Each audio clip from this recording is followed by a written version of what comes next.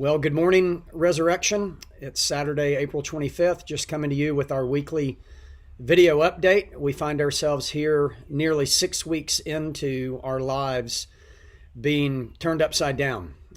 For many, this is the 6th week of the coronavirus quarantine, and maybe the 4th or 6th week of working from home or being out of work, being out of school.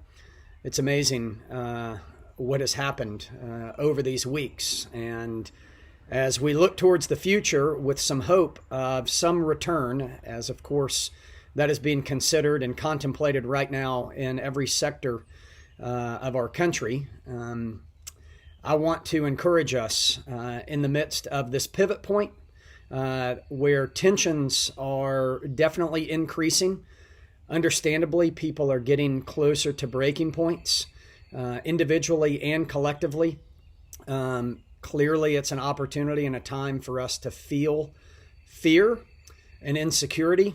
And oftentimes, in the midst of feeling fear and insecurity, we will resort to judging others, and we will resort to wanting to shame others. And I mention this because as more time goes on and as we see differing opinions on our current situation, what it looks like to get back to normal, there's just going to be some divisiveness at large in the private sector with regard to the economics of this and the political realm as well. But as we think about the spiritual realm and as we think about the church realm, as we think about us as a community, I really want to discourage reacting out of fear and insecurity. I want to discourage the proclivity we will have to judge others who don't think about this situation at this moment in the same way we do, the proclivity we might have to shame others. I want to instead encourage a gospel way, which would be that of love. 1 Corinthians 13 tells us this from the Apostle Paul. If I speak in the tongues of men and angels, but have not love, I am a noisy gong or a clanging cymbal. If I have prophetic powers and understand all mysteries and all knowledge, and if I have all faith so as to remove mountains, but have not love, I am nothing. If I give away all I have, and if I deliver up my body to be burned, but have not love, I gain nothing. So it's my prayer and hope for us as a community, as a church, and also as you individually and as families to not lead during this time with fear and insecurity, to not lead with being judgmental or shaming, to lead instead with charity and with love and with prayer. That's what we need. That's what our families need. That's what our culture needs. And as time goes on, we will remember that the Lord reigns, and He's not frustrated, He's not fearful, He's not insecure. And so I pray that we would rest in Him as this phasing in and some sense of normalcy starts to return slowly. And we'll just cover those things as we need to as time goes on.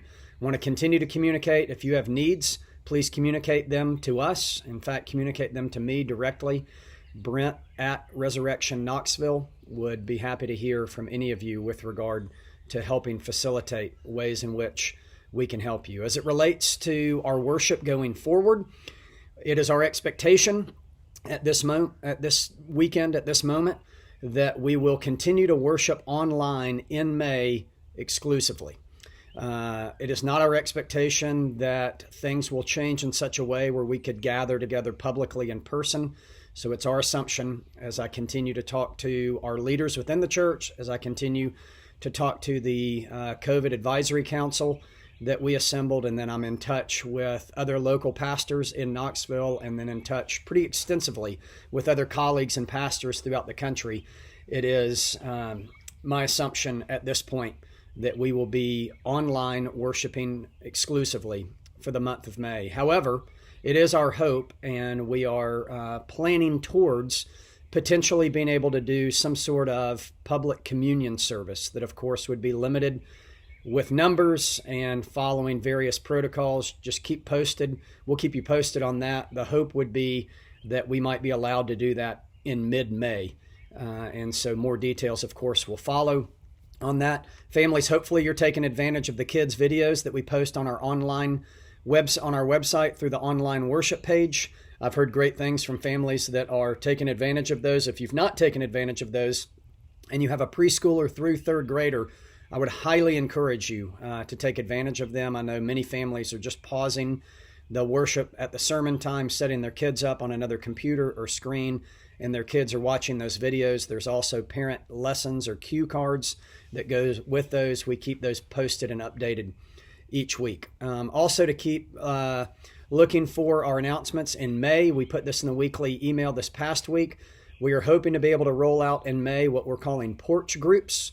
We will be identifying a number of hosts that would be willing to open their porch or their driveway or some outdoor space and be willing to host 5 or 6 others. We would do these for men and women and just give us the opportunity to gather with social distance outside, but also to see each other face to face. And so look for more details on that. We've got a sign up already rolling out through our weekly email. As it relates to the summer and worship, we're just not at a point where we can predict or say exactly what that would look like, but just know we are talking about it, working on contingent plans, trying to map out the best we can for what will happen with our worship this summer. And of course, we'll keep you updated on those things. But please pray for wisdom as we seek to navigate the best way to handle those things. And then the last thing I want to say is thank you.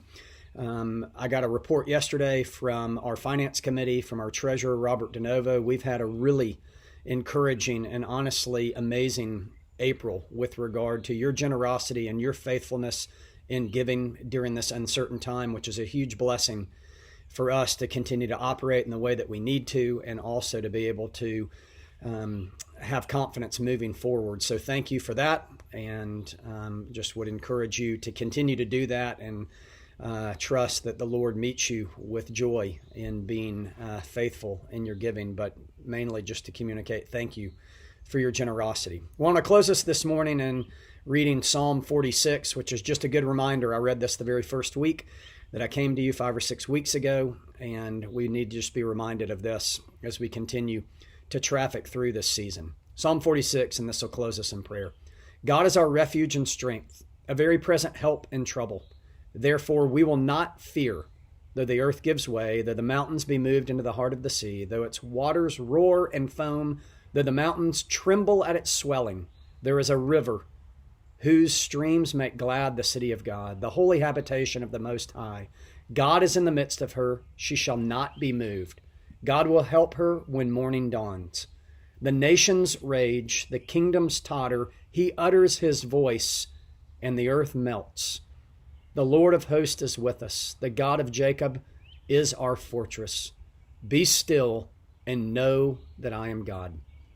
Thanks for listening this morning. We look forward to being together in worship tomorrow. Have a good day.